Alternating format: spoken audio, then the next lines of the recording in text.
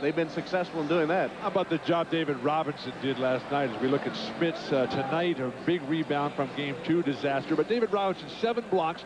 Every one of them led to a fast break. Just kept them all in play. Terrific poise and confidence by the Spurs.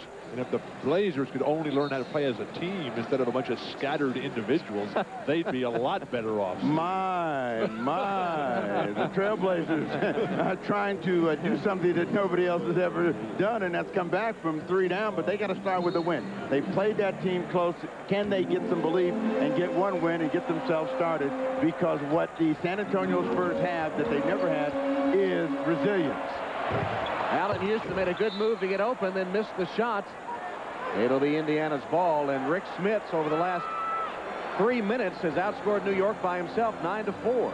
Reggie coming up out of that scuffle lame a little bit. Marcus Camby putting so much pressure on the offensive glass over the backs of the Pacers. Now remember, in other games where Reggie has come up limping, and we've done this year, he's also come out deadly, and he starts going to work. Back to Smits. And he gets the soft touch roll. Rick Smits, 11 points in the last 3 minutes plus. Smits is doing a terrific job of initiating contact, bumping Dudley off balance. Dudley has had success in the past against Smits, not in this stretch today. Well, Smits has got the ball game tied up. Sprewell trying to break it. Finally gets a tough hoop over Jalen Rose. Latrell Sprewell knocks it down, 38-36. Inside 2 minutes left in the half. That's been the difference, though. When everything is bogging down for New York, Sprewell can bail them out.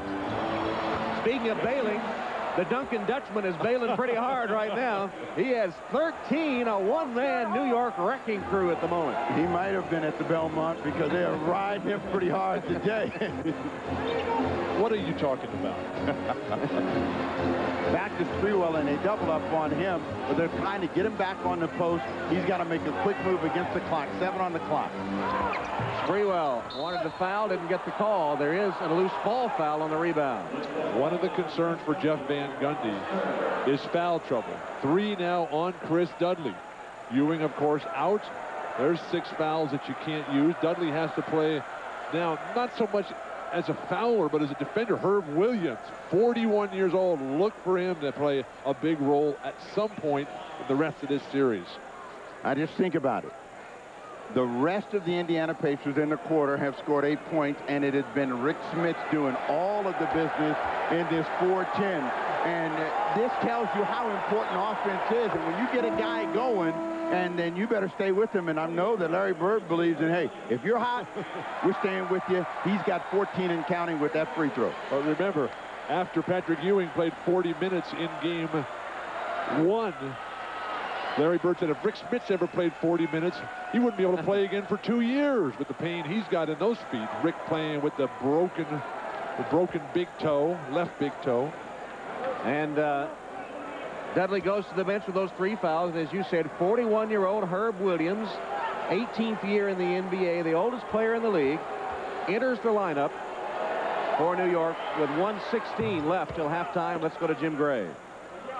Tom, Rick Smits has scored all 15 of his points. He came back into the game with 6-11 here in the second quarter, so all in the last 5 minutes. Herb Williams, before the game, he's one of the captains. He went out with Mark Jackson. Mark said, hey, I'm not used to seeing you sweat before the game. And Herb said, I'm not used to playing, but I'm going to tonight. Tom? And he's on the floor right now. Meanwhile, Marcus Camby with another one of those New York offensive rebounds. And the putback is good for his 9th point. It's 40-40 with 50 seconds left till halftime.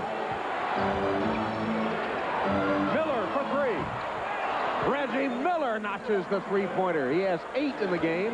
And the 2 guys that have to carry Indiana, Miller and Smits. Smits has already done his job. Now they're trying to wake up Reggie Miller. Sprewell trying to answer. Latrell Sprewell couldn't hit it. Foul on Herb Williams, but Spree is forcing shots. He's getting nothing in transition. It's tough to fast break against Indiana generally.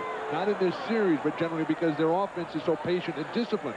Reggie Miller hits that last 3. Allen Houston's got to know, defend the 3-point shot. Make Reggie put it on the floor, particularly to his left. Reggie getting battered around. But Allen is just too far off him right there.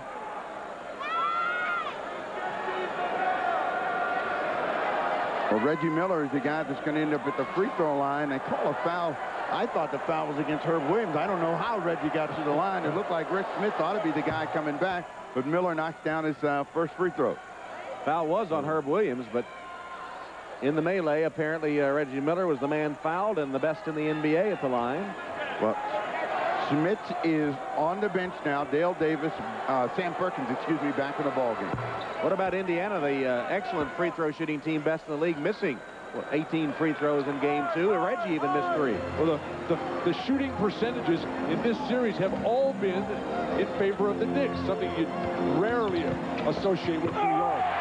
Camby with a slam from Childs. It has been a terrific second quarter as Childs gets knocked down by Mark Jackson. No call. If the Pacers are not going to deny penetration to Chris Childs, they're not going to win this series. Final 10 seconds of the first half. Jackson posting up, backing Childs down. Whips it to an open Jalen Rose. Driving, shot good off the glass with 2:10 left. Jalen Rose with the bucket to end the half. Rick Smits off the Indiana bench, blazing hot, 15 points in the last 4 minutes, 55 seconds of the half. Don't be fooled by that New York towel. He's been big for the Indiana Pacers in this first half. Patrick Ewing sees his team go to the locker room, down by 5, 47-42 in Game 3. Now stay tuned for the Prudential Halftime Report coming up after these messages. You're watching the NBA on NBC.